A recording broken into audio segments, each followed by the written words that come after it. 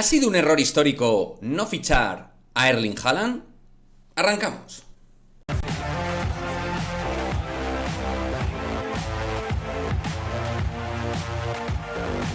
¿Qué tal, chicos? Muy buenas, bienvenidos a otro vídeo de Madridismo al Día TV. Pues sí, vamos a hablar obviamente del asunto de Erling Haaland, que ya sabéis, a falta de hacerse oficial, va a fichar por el Manchester City. Así lo han anunciado ya hasta el portavoz de la familia Haaland y distintos medios de comunicación. Unas cuantías realmente estratosféricas por el fichaje de Erling Haaland.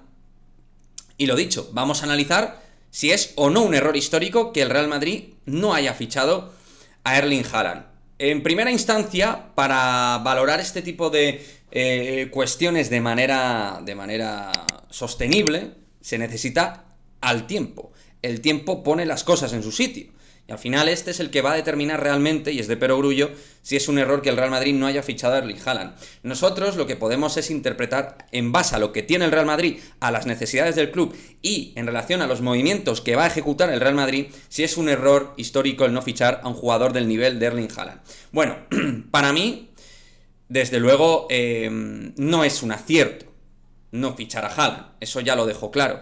¿Por qué? Porque, hombre, es una oportunidad, entre comillas, oportunidad de mercado extraordinaria. Digo oportunidad porque el jugador estaba claro que no iba a continuar en el Borussia Dortmund y es de esos delanteros únicos en el mercado y únicos durante X años. La gente piensa que salen delanteros a borbotones del nivel de Haaland. Yo pienso particularmente que un jugador con su edad, con los números que ha hecho a título goleador, pues no los hace cualquiera. No los hace cualquiera. Al nivel que juega Haaland y que participa Haaland en la fase final del juego, muy pocos delanteros tienen esas capacidades. Otra cuestión es si el Real Madrid tenía que pujar con el Manchester City y entrar en lo que es una batalla total a nivel de puja. Nada que ver con el asunto de Mbappé, porque Mbappé es o juego en el Real Madrid o me quedo en el PSG. Pero aquí no estaba tan claro ni mucho menos que Haaland quisiera jugar en el Real Madrid por encima de cualquier cosa. Él a lo mejor, y sin a lo mejor, quería jugar en el Real Madrid, le interesaba mucho jugar en el Real Madrid, pero no ponía jugar en el Real Madrid por encima de absolutamente todo. De hecho, al final va a jugar en el Manchester City, que era el club que más le va a pagar a él y a su entorno más cercano, con respecto a las comisiones. Y es que las comisiones yo creo que es la clave que ha puesto el disolvente en la operación. Yo creo que lo que realmente ha disuelto toda la posibilidad son las comisiones. El Real Madrid tiene una serie de protocolos y una serie también de prioridades. La prioridad ha sido Mbappé, claramente. Y ha estado en modo, pues, atento, ¿no? A todo lo que pasaba con Haaland. Las buenas relaciones Dortmund-Real Madrid ayudaban, pero tampoco iban a tirar la casa por la ventana, sabiendo que no es política del Real Madrid probablemente pagar X número de comisiones. Yo creo que por ahí van también los temas. Respecto a lo deportivo y las prioridades del jugador, sabiendo que está Benzema, obstaculizaba a lo mejor su posibilidad de ser un primer espada directo dentro del Real Madrid, dentro de su cabeza, aunque para mí tenía hueco perfectamente con Benzema y Mbappé, con Vinicius y Rodrigo, con una edad también joven entrando ahí, participando. Yo creo que hubiera habido posibilidades, habría que haber vendido jugadores, tal, haber hecho un gran trabajo de venta también, pero para mí, desde luego, hueco a título deportivo tenía. Por eso digo que es un error, porque deportivamente creo que dentro del sistema 4-3-3 de Ancelotti, Haaland hubiera podido ser titular perfectísimamente con Mbappé y con Benzema, y que al final hay partidos para absolutamente todos, porque el Real Madrid no para de jugar partidos. También digo, entiendo que la prioridad del Real Madrid era Kylian Mbappé, eso lo compro absolutamente, o sea, hasta ahí llego, y creo que las necesidades del Real Madrid incluso van más en otras zonas, como es el lateral derecho, lateral izquierdo, central y centrocampista. Pero creo que la opción de poder fichar a Haaland y tenerlo con Mbappé es única. Yo no considero, y me voy a explicar, que sea un error histórico, porque creo que el Real Madrid se va a hacer con el número uno sin lugar a dudas, que es Kylian Mbappé. Eso tapa cualquier cosa. Creo que no estamos poniendo en valor lo que es fichar a Kylian Mbappé. Es una cosa absolutamente bestial. Pero es verdad que Benzema termina contrato en el 23, tiene 34 años y no sabemos exactamente cuánto va a durar.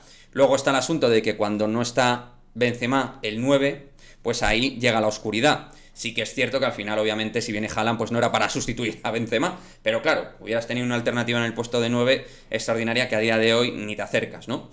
De igual manera, y esto lo lo hablaré en otro vídeo, el Real Madrid necesita un delantero. Porque ni Mariano ni Jovic valen como 9 alternativos a Karim Benzema. Han demostrado no ser jugadores por distintas razones del Real Madrid. Y entonces ahí un delantero sí que se necesita. Como digo, considero que es un error.